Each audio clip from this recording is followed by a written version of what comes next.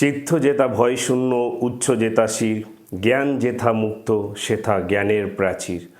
বন্ধুরা, স্বাধীনতার ৭৯ বছর পরে আমরা কি ভয়শূন্য হতে পেরেছি? বন্ধুরা, একটা ভয়, একটা আতঙ্ক কিন্তু আমাদেরকে গ্রাস করে রয়েছে যে আগামী দিনে সারা পশ্চিমবঙ্গে যে এসআইআর প্রক্রিয়া চলছে, সেই এসআইআর প্রক্রিয়ায় শেষ জাজমেন্টে গিয়ে, ফাইনাল জাজমেন্টে গিয়ে আমার নাম ভোটার লিস্টে থাকবে তো, নাকি আমার নামটি ভোটার লিস্ট থেকে এলিমিনেট করা হয়ে যাবে? এই সময়কালে দাঁড়িয়ে, এই মুহূর্তে দাঁড়িয়ে বন্ধুরা, এই প্রশ্নটি কিন্তু কোটি টাকার প্রশ্ন যে শেষ বা লাস্ট সময় গিয়ে ভোটার লিস্টে আমার নাম থাকবে কি না। এটাই কিন্তু আজকে লাখ টাকার প্রশ্ন হয়ে দাঁড়িয়েছে বন্ধুরা। বন্ধুরা, জাস্ট ভাবুন যে ঘুম থেকে উঠে আপনি জানতে পারলেন যে আপনার নামটি ভোটার লিস্ট থেকে এলিমিনেট করা হয়েছে। আপনি জানতে পারলেন যে আপনার নামটি ভোটার লিস্ট থেকে এলিমিনেট করা হয়েছে। আপনার কাছে কোনো ফোন আসেনি, আপনার কাছে কোনো মেসেজ আসেনি, আপনার কাছে কোনো মেইল আসেনি, আপনার কাছে কোনো ফ্যাক্স আসেনি, কিন্তু আপনার নাম ভোটার লিস্ট থেকে পার্মানেন্টলি এলিমিনেট করা হয়েছে। সেই পরিস্থিতিতে আপনার কি মেন্টালিটি তৈরি হতে পারে? বন্ধুরা, আপনারা ঠিকই শুনেছেন, আমি এসআইআর স্পেশাল ইন্টেন্সিভ রিভিশন নিয়ে কথা বলছি।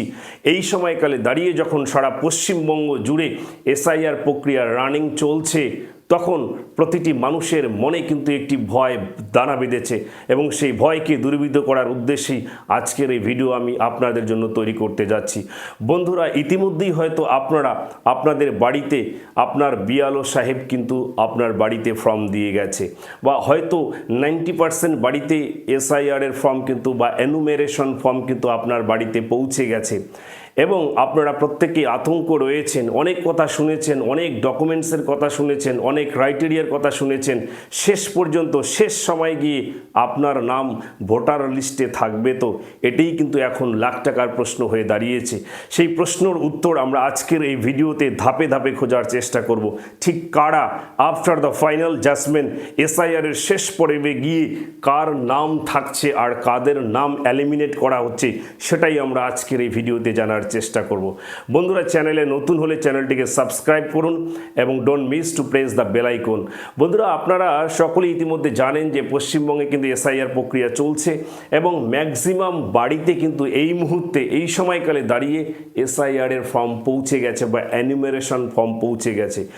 এই এসআইআর প্রক্রিয়ায় আপনার সর্ববৃহত্তম বা সর্বোত্তম কাজটি হলো আপনাকে এনুমেরেশন ফর্মটি সম্পূর্ণভাবে ফিল আপ করতে হবে। দায়িত্বের সঙ্গে প্রপারলি, কারেক্টলি, সঠিক ইনফরমেশন দিয়েই কিন্তু আপনাকে ফর্মটি ফিল আপ করতে হবে। এই সময়কালে দাঁড়িয়ে এটাই আপনার কাছে সবথেকে গুরুত্বপূর্ণ কাজ কি, যে আপনি যে এসআইআর এর জন্য এনুমেরেশন ফর্মটি পেয়েছেন, সেই ফর্মটিকে আপনি ভালোভাবে ফিল আপ করে রাখবেন। আপনারা সকলেই জানেন যে আপনাদেরকে বাড়িতে প্রত্যেকটা মানুষের জন্য কিন্তু দুটো করে কিন্তু এনুমেরেশন ফর্ম দেওয়া হয়েছে। একটি ফর্ম আপনাকে ফিল আপ করতে হবে, একটি ফিল আপ করে আপনাকে জমা দিতে হবে, আর একটি ফর্ম কিন্তু আপনার নিজের কাছেই থাকবে। তাহলে এই মুহূর্তে আপনার সবচেয়ে বড় কাজ হলো কি, যে আপনি এই এনুমেরেশন ফর্মটিকে ভালো করে ফিল আপ করে বিএলআরও সাহেবের কাছে জমা দেবেন। এটাই হচ্ছে আপনার কাছে এই মুহূর্তে সবচেয়ে গুরুত্বপূর্ণ কাজ। সঠিক পরিসংখ্যান, সঠিক তথ্য দিয়ে, সঠিক ইনফরমেশন দিয়ে কিন্তু আপনাকে ফর্মটি ফিল আপ করতে হবে।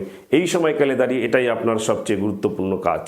এরপরে যে বিষয়টি রয়েছে বন্ধুরা, যে এসআইআর প্রক্রিয়ায় শেষ পর্বে গিয়ে ঠিক কার নাম থাকবে আর কার নাম বাদ যাবে, এটা কিন্তু খুব গুরুত্বপূর্ণ প্রশ্ন এই সময়কালে দাঁড়িয়ে। দেখুন বন্ধুরা, আমি পরিষ্কারভাবে আপনাদের বলতে চাই যে 2002 সালের ভোটার লিস্টে যাদের নাম রয়েছে, তাদের নাম বাদ যাওয়ার কোনো অপরচুনিটি, কোনো চান্স নেই। তবে 2002-এ ভোটার লিস্টে নাম থাকার পরেও কিন্তু নাম বাদ যেতে পারে। কেন যেতে পারে সেটা আমি পরবর্তীতে আপনাদেরকে বলতেছি, পরবর্তীতে আপনাদের সঙ্গে আমি আলোচনা করছি। এরপরে আমি আপনাদের বলতে চাই যে 2002 সালে যাদের ভোটার লিস্টে নাম নেই, নিশ্চয়ই তাদের বাবা মা, আত্মীয় স্বজন, কাকা, কারো না কারো ভোটার লিস্টে নাম রয়েছে। যাদের পরিবারের কোনো না কোনো মানুষের ভোটার লিস্টে 2002 সালে নাম রয়েছে, তাদেরকে কিন্তু বাদ দেওয়ার চান্স খুবই কম রয়েছে। কেন কি, যে 2002 সালে যদি যে ক্রাইটেরিয়ার কথা বলা হয়েছে, সেখানে কিন্তু 2002 সালের ভোটার লিস্টে নাম পরিবারের একজনের থাকলেই হলো। সেক্ষেত্রে আপনাকে সঠিক ইনফরমেশন দিতে হবে এনুমেরেশন ফর্মের মধ্যে যে আপনার পরিবারের যার ভোটার লিস্টের নাম রয়েছে তার সঠিক ইনফরমেশন কিন্তু আপনাকে এনুমেরেশন ফর্মের মধ্যে দিতে হবে বা এসআইআর এর ফর্মের মধ্যে দিতে হবে।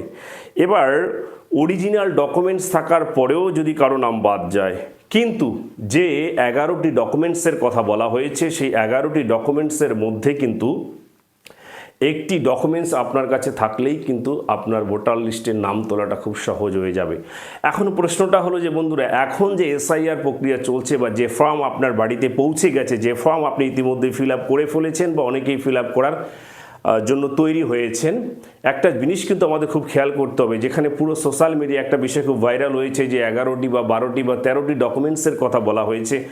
অ্যাকচুয়ালি ফর্ম ফিল আপের সময় কিন্তু আপনাকে কোনো ডকুমেন্টস সাবমিট করতে হচ্ছে না, অর্থাৎ আপনি যে ফর্মটি এসআইআর এর জন্য আপনার বাড়িতে দেওয়া হয়েছে সেই ফর্মটি ফিল আপ করে কিন্তু শুধুমাত্র আপনাকে ফর্মটিই জমা দিতে হবে, আদার্স কোনো ডকুমেন্টস কিন্তু ওর ফর্মের সঙ্গে আপনি অ্যাটাচ করতে পারবেন না, অর্থাৎ শুধুমাত্র ফর্মটি আপনি ফিল আপ করে আপনার বিএলও স্যারের কাছে জমা দিবেন। এবার প্রশ্ন হলো যে তাহলে কি করে ইলেকশন কমিশন বুঝতে পারবে যে ওই 2002 সালের মধ্যে বা আমার কাছে যে ডকুমেন্টসগুলো রয়েছে সেক্ষেত্রে তারা কোন বিষয়টাকে প্রুফ হিসাবে গ্রহণ করবে? এটা কিন্তু খুব গুরুত্বপূর্ণ বিষয়। বন্ধুরা, এসআইআর প্রক্রিয়ার পরবর্তী সময়ে একটা ভোটার লিস্ট তৈরি করা হবে এবং সেই ভোটার লিস্টে আপনাদের যদি কারো নাম বাদ যায় সেক্ষেত্রে আপনাকে হেয়ারিংয়ে ডাকবে, অর্থাৎ আপনার নাম যদি ভোটার লিস্টে না থাকে তাহলে কিন্তু আপনার বাড়িতে একটা চিঠি আসবে এবং সেই চিঠিতে আপনাকে বলা হবে যে আপনি অমুক ডেটের অমুক তারিখে বিডিও অফিসে এসে বা আপনার অফিসে এসে দেখা করুন, অর্থাৎ আপনাকে যোগাযোগ করার সুযোগ দেওয়া হবে এবং আপনি ওই দিন কিন্তু আপনাকে অবশ্যই ওই 11টি বা 13টি বা 12টি যে সংখ্যাটাই হোক না কেন সেই ডকুমেন্টসের একটি ডকুমেন্টস কিন্তু আপনাকে নিয়ে সেদিন হেয়ারিংয়ে হাজির হতে হবে এবং সেখানে যদি আপনার ডকুমেন্টস সঠিক হয় তাহলে কিন্তু আপনার নাম বাদ দেওয়ার কোনো প্রশ্নই আসে না, পরবর্তী ভোটার লিস্টে কিন্তু আপনার নাম পুনরায় ইনক্লুড করা হবে। তো এই বিষয়টা খুব ক্লিয়ার করে আমি বলতে চাই যে যাদের 2002 সালের ভোটার লিস্টে নাম রয়েছে তাদের তো কোনো চিন্তার বিষয়ই নেই। এবার 2002 সালে যাদের ভোটার লিস্টে নাম নেই, এই সময়কালে দাঁড়িয়ে যখন আমরা কোনো ডকুমেন্টস এই ফর্মের সঙ্গে জমা দিচ্ছি না, সেহেতু আমাদেরকে একটা বিষয় খুব খেয়াল করতে হবে যে একটা হিয়ারিংয়ের ডেট কিন্তু আসবে, সেই ডেটে আমাদেরকে ডকুমেন্টস নিয়ে অফিসে হাজির হতে হবে।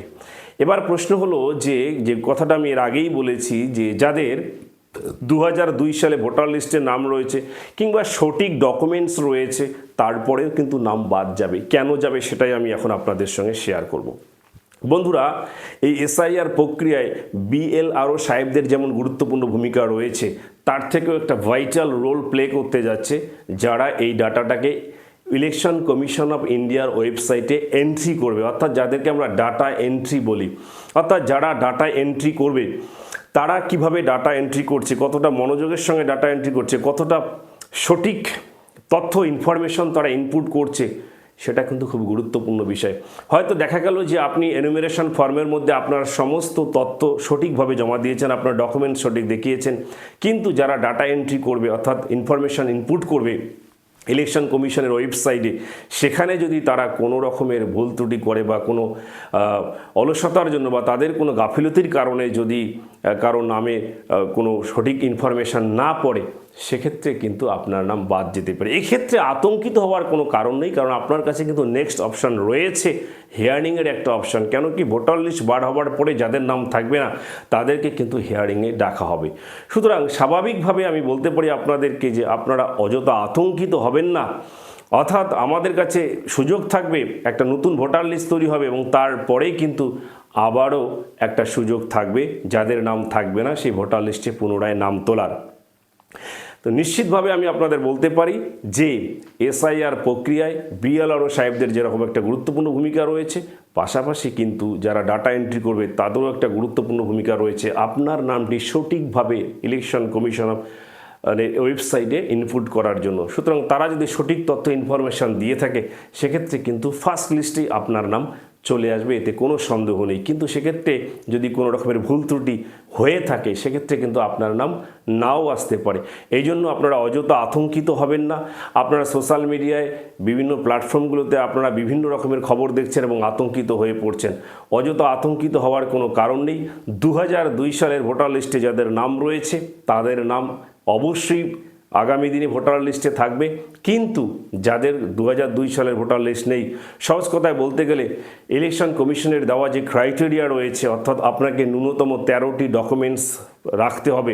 এই 13টি ডকুমেন্টসের মধ্যে একটি ডকুমেন্টস যদি আপনি সঠিকভাবে পেশ করতে পারেন তাহলে কিন্তু আপনার নাম অনায়াসে ভোটার লিস্টে চলে আসবে।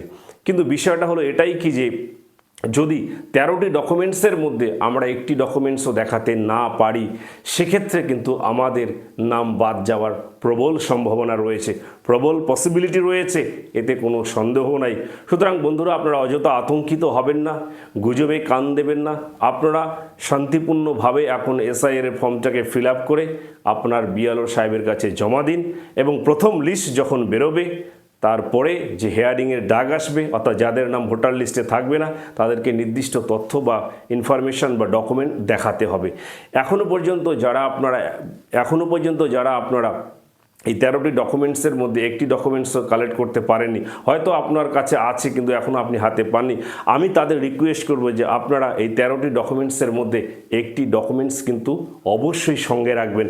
ইনকেস যদি আপনার নাম ভোটার লিস্টে নাও থাকে তাহলে হিয়ারিংয়ে গিয়ে আপনি যদি প্রপার ইনফরমেশন দিয়ে, কারেক্ট ইনফরমেশন দিয়ে সঠিক ডকুমেন্ট যদি আপনি দেখাতে পারেন তাহলে ইলেকশন কমিশন কিন্তু আপনার নাম নতুন ভোটার লিস্টে তুলতে বাধ্য।